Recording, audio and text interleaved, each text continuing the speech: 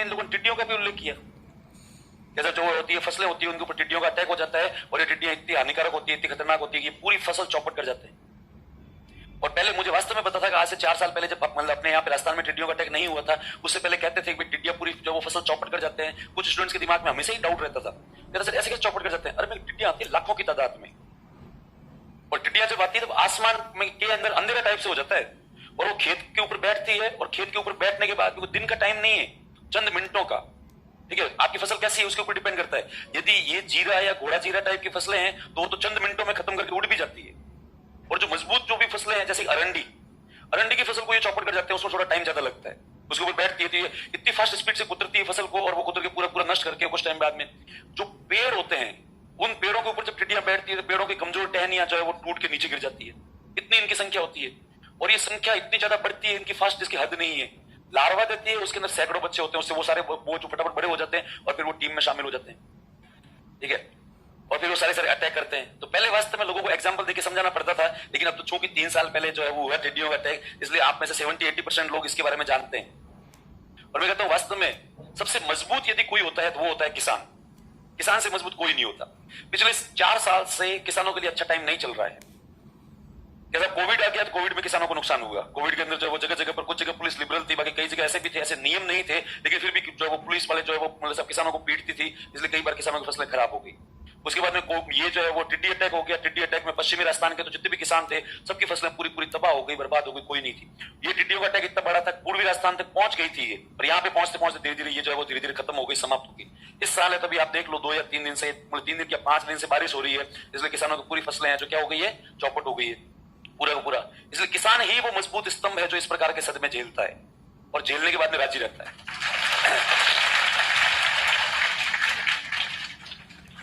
वरना एक आम आदमी को आप देख लो, आम आदमी की सैलरी में से आप 500 रुपए काट के दिखा लो, उसके लिए वही मुद्दा हो जाता है कि मेरी इस बार सैलरी कम आ गई, मेरे ये हो गया, मेरे वो हो गया। मतलब इतना वो तो सच में हो। तो मैं आपको बात कहूं कि जो टिड्डी अटैक हुआ था इसमें लोगों की लाखों की जो नुकसान हुआ, और उसमें भी किसान राजी थे, क्योंकि मेरी खुद की क्लासें लगी हुई थी जोधपुर स्प्रिंग बोर्ड के अंदर, और उसमें किसान उस टिड्डी अटैक को एंजॉय कर रहे थे, क्योंकि किसानों को ये तो पता था कि अपन टिड्डियों को रोक सकते नहीं है।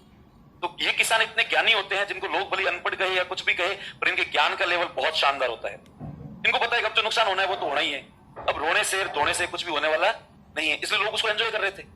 लोग फोन कर रहे थे, हाँ भाई टिड्डी आई कि नहीं आई, आगे वाले कह रहे थे हाँ बस आने वाली है, ये है वो है। तो मैं तो खुद एक दिन देखा मेरे जो है वो घर से लगातार वो कोई मतलब दिन में 4-5 फोन आए हुए थे, क्योंकि चूंकि हम दिन भर फोन उठाते नहीं है 12 घंटे। तो मैं शाम को देखा मैं इतने सारे फोन आए हुए, मैंने फोन किया, मैं कहा हाँ, तो उन्होंने कहा तू कहाँ है, मैं जोधपुर हूँ। तो कहा यार वो जो है ना टिड्डी आने वाली है अपने गांव में। मैं कब, कि बस परसों। मैं क्या हाँ ठीक है। तो घर वाले क्या, मेरे घर वाले क्या, हमारे जो भी अड़ोस पड़ोस किसान थे उन्होंने आजा घर पे। तो मैं आके करूंगा क्या, अभी टिड्डियां आ रही है, टिड्डियों को जो करना है वो बोले साहब टिड्डियां करेगी, फिर भी वो नहीं आजा आजा। तो मैंने क्या ऐसे थोड़ी ना होता है। उन्होंने कहा यार पूरा गांव मिलकर लड़ाई लड़ रहा है तो इसमें तेरे को भी आना चाहिए, ठीक है। तो मैं क्या अच्छा, मैंने थोड़ी देर सोचा, फिर मुझे लगा मैं क्या जब ये टिड्डी आएगी तो उसमें क्या है, क्या होगा तो क्या, फसल तो नुकसान तो होना ही है, पर फिर भी थोड़ी बहुत बचाने का प्रयास करेंगे और तो क्या, इसलिए आजा तू। तो मैं क्या यार नहीं, पहले मैंने मना कर दिया, फिर मुझे लगा यार मैं गाँव जाना चाहिए। तो मैं नेक्स्ट डे वो क्लास में गया, क्लास लेके वहां पे जोधपुर में लंबी लंबी क्लासें होती है हमारी 6-6 घंटे की। तो मैंने फिर कहा, मैं यार कल आप लोगों की छुट्टी है ऐसे करके, तो मैं ठीक है। और मैं गाँव चला गया। गाँव में चला गया तो मुझे लगा यार गाँव में लोग दुखी होंगे, उदास होंगे। गांव में दुखी, गांव में वो लोग यूं सेलिब्रेट कर रहे हैं, ठीक है, चाय बन रही है, लोग अमल खा रहे हैं, लोग डोडे घोट रहे हैं, डोडे पी रहे हैं, सबके अलग ही आनंद चल रहे हैं।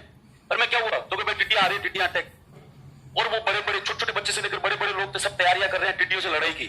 तो मुझे इमेजिन किया, मुझे लगा यार ये वर्ल्ड वॉर शायद तक इसी तरीके से लड़ा गया होगा, वर्ल्ड वॉर की लड़ाई भी कुछ ऐसी ही रही होगी, ठीक है। क्योंकि टिड्डियों को 2 ही चीजों से एलर्जी होती है, एक तो धुएं से और एक जो है आवाज से, साउंड से। तो सब उसकी तैयारियां चल रही थी हमारे गांव में। मैं भी गया, हमारी भी फसल खड़ी थी। मैं क्या, ये तो पूरी फसल आज बर्बाद हो जाएगी।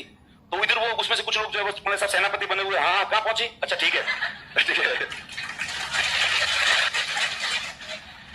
सबको बता रहे हैं आगे से आगे, हाँ यहाँ तक आ गई है। अच्छा, एक पास बैठे बैठे फटाफट डोडे लेके घोल रहे हैं। अरे मैं क्या कर रहे हो, उन्होंने डोडे पी रहे हैं, थोड़ी लड़ाई अच्छे से। अरे मैं डोडे इलीगल है, उन्होंने कहा इलीगल है, लीगल है, कोई फर्क नहीं पड़ता, हम तो क्या करेंगे, इसको पियेंगे ही पियेंगे। वो चल रहे हैं चारों तरफ। और फिर वैसे चूंकि जो खेत के मतलब खेत होते हैं वो आपस में जो है वो बीच में बाढ़ होती है, उस दौरान उन लोगों ने सबने सारी बाढ़ें मतलब सारी क्या, ये जैसे एक खेत है, एक खेत ये है, तो बीच में जगह जगह से बाढ़ें हटा दी, उन्होंने साफ कर दी।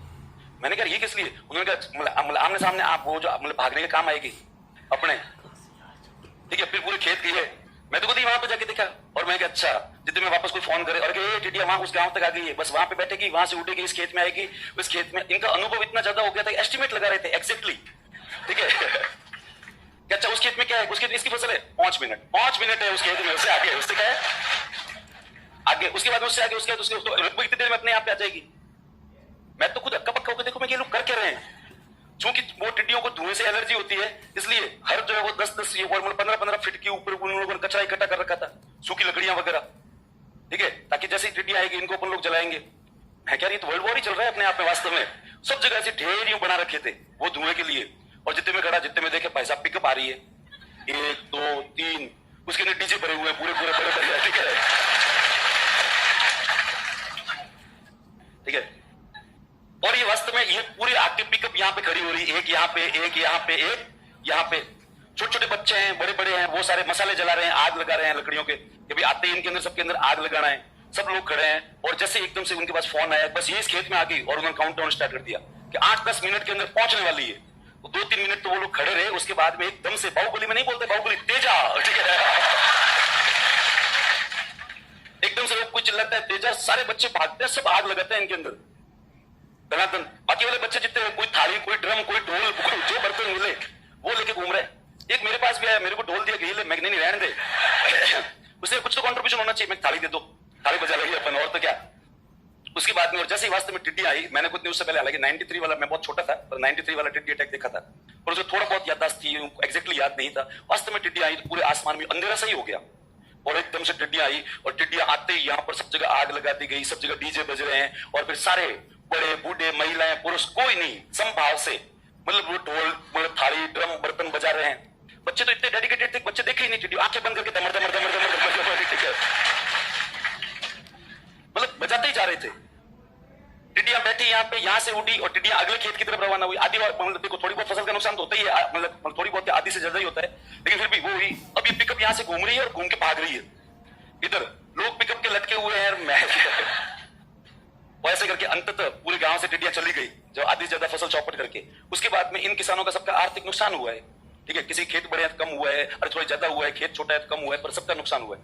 फिर भी शाम के समय चेहरे पे कोई ज्यादा उदासी नहीं, कोई ज्यादा दुख नहीं, बस ये इन्वाइट कर रहे हैं, ले आजा घर पे, दाल बाटी चूरमा वूरमा बनाएंगे और गोट करेंगे, क्या है, गोट करेंगे। और लोगों ने वाकई में गोट करी। तो मैं ये किसान होता है जो इतना बड़ा कांटा खाने के बाद में भी क्या है, इतना घाटा खाने के बाद में पार्टी करता है, इतना घाटा खाने के बाद में क्या है, पार्टी करता है, घी मतलब सर्व कर रहा है, मतलब दालें बन रही है, सब कुछ ही चल रहा है। तो ये किसानों का ही बड़प्पन हो सकता है। तो खैर, इस अथर्ववेद में आप ध्यान रखना, टिड्डियों का